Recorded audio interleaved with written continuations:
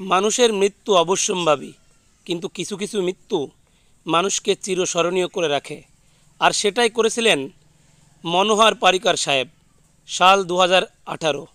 একদিকে নিজে ক্যান্সারে আক্রান্ত হয়ে মৃত্যুর মুখে দাঁড়িয়ে, আর অন্যদিকে হিন্দুস্তানের রক্ষায় বদ্ধপরিকর। ক্যান্সারের মতো ভয়ঙ্কর রোগের সঙ্গে লড়তে লড়তেও ভারতের জন্য সবথেকে শক্তিশালী স্বাক্ষর করেছিলেন। সেই স্বাক্ষর শুধু ভারতের মানই রক্ষা করেনি, বাঁচিয়েছে হাজার হাজার ভারতীয়দের জীবন।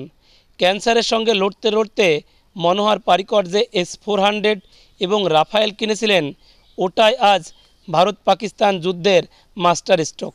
আজ যখন শত্রুর মিসাইল ড্রোন ভারতের আকাশে গর্জন করছে, তখনই এই S-400 ঢাল হয়ে দাঁড়িয়ে ভারতীয়দের রক্ষা করেছে। কোনো একজন ঠিকই বলেছিলেন, প্রত্যেক যোদ্ধা যুদ্ধের ময়দানে লড়াই করে না, বুদ্ধি, সংকল্প, বলিদানের মাধ্যমে রাষ্ট্রের রক্ষক হয়ে ওঠে।